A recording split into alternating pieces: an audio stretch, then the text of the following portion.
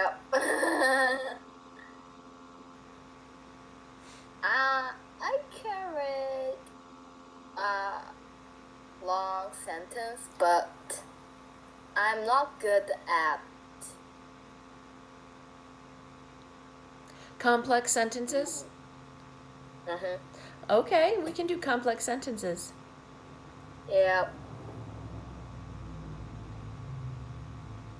Okay, so let's talk about Mm-hmm. sentences. Um, Okay. complex. Okay, your basic Mm-hmm. sentence structure includes, at Mm-hmm. the very, very minimum, a Mm-hmm. verb. Verb. A verb. Mm-hmm. Stop. That's a sentence. Yeah. Listen. That's a Sentence. sentence because it's a verb, Mm-hmm. and I'm telling you. And so it is, it's just a verb. The Mm-hmm. subject of a verb only sentence is you. Ah. And we don't say, you listen. Well, you can say that, but you don't typically say that. Mm-hmm. Um, you say, listen, or stop, or go. Come Ah. here. My dog thinks I'm yelling at her. Sorry, Phoebe. um, but the subject is implied, and the subject is you. It could be singular you or plural you. It doesn't matter in English because you singular is the same as you plural. It doesn't change, and it doesn't change the verb form, and it's in the present tense. Yeah. Then the next level of sentence you can have is a subject and a verb. Most sentences have a Mm-hmm. subject and a verb. Yeah. The only ones that don't have a subject are the ones we just talked about. The verb only sentences, the Mm-hmm. commands, the imperatives with the subject that you already know is you, but the sentence is just a verb. Those are the only sentences that have just a verb and no subject. Every other sentence is going to have a subject and a verb at the very least. Yeah. Not all sentences have objects, Hmm. but if you're adding to the structure, a simple Mm-hmm. sentence will have a subject and a verb and an object. Hmm. Subject, verb, object. Yeah. Everything we're about to talk about falls into that structure. Hmm. So, the more you add on to a sentence, Yeah. you're going to put it in either the subject part of the sentence or the, Mm-hmm. well, the subject part of the sentence is the subject. The verb and the rest of the sentence is technically called a predicate. Predicate. Right, but you don't need to know that. That's just the word we grew up with when we were diagramming sentences. I like to, when I'm explaining it to English learners, I like to explain it as subject, verb, object because we can take it, we can break a sentence down Mm-hmm. and dissect it a lot easier with, in my mind, with that structure. Something else you'll see a lot in sentences are prepositional phrases. Ah. Prepositional phrases have a preposition Mm-hmm. and a noun or noun phrase. Mm-hmm. Nouns can be considered gerunds, infinitives, or just the object, a noun. or a noun phrase. So gerunds and infinitives are tricky because they look like what? And gerunds and infinitives look like verbs.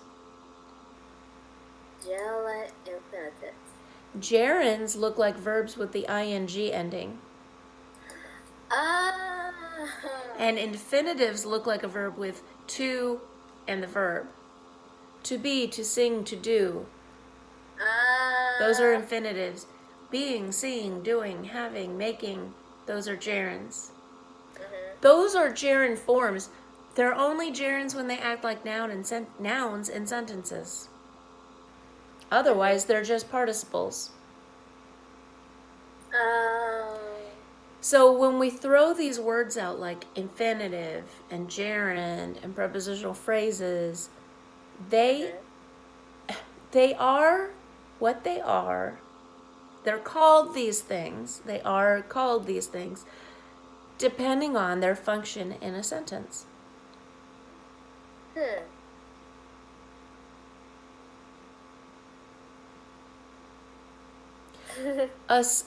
And to continue, a subject and an object are nouns or noun phrases or words or phrases that function as nouns.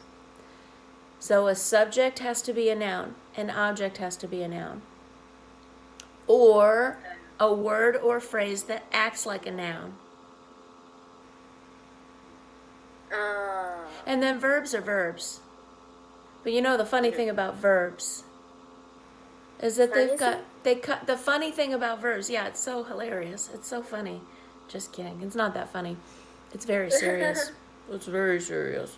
The funny thing about verbs, that's an expression. The funny thing about verbs is they have all those tenses. I'm going to go ahead and say 12. 12 that I know of. If there's more, then I need to educate myself. But there's the present and the past and the future and the perfect and all kinds of combinations of all of those. And the continuous. Yeah. So verbs have their own little thing going on, but what we want to do is look at a long, complex sentence and break it down into the very simplest form. The very simplest form. You want to identify the verb. And then beyond that, the simplest form of a sentence is, excuse me, subject, verb, and object. Now, you don't have to have an object for every sentence, but you should at least be able to identify what the subject and verb, where the subject and verb are in a sentence. And then you add on to the sentence. You can make a compound sentence, which is two complete sentences hooked together with an and or an or a but. Okay, and those are called coordinating conjunctions because they combine. Okay, I'll say it slower. Coordinating.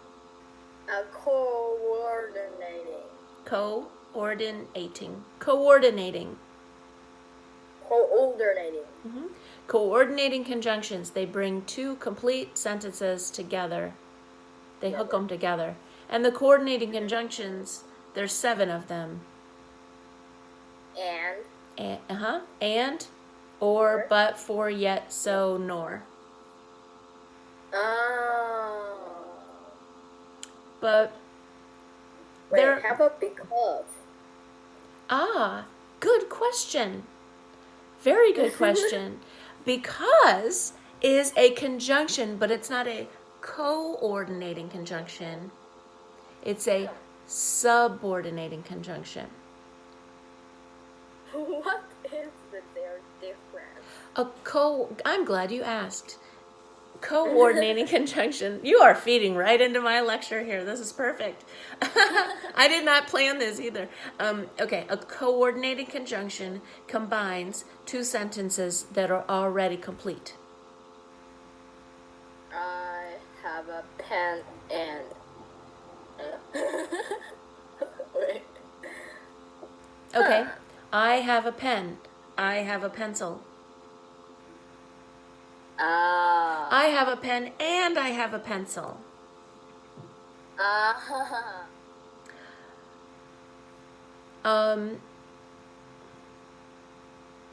Okay,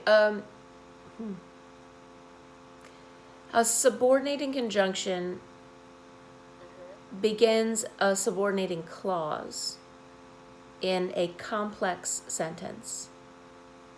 We're not dealing with combining two simple sentences to make a compound sentence or two complex sentences to make a compound sentence.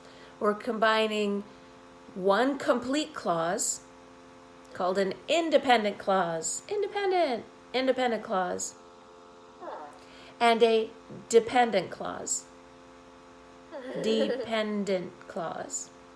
Dependent clause. Okay, give me an example of a clause with the word because.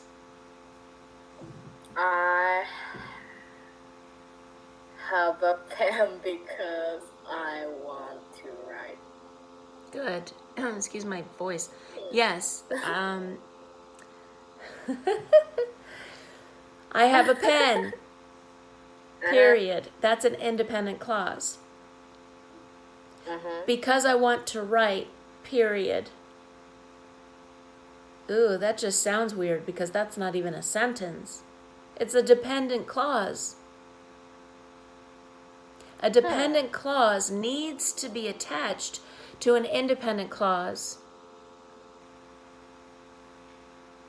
Because I want to write is not a sentence. Yeah. It's a dependent clause. Now take off the word because. I want to write. That's an independent clause. Yeah. Put the word because back on. Because I want to write. It's a dependent clause. It needs an independent clause for it to make sense.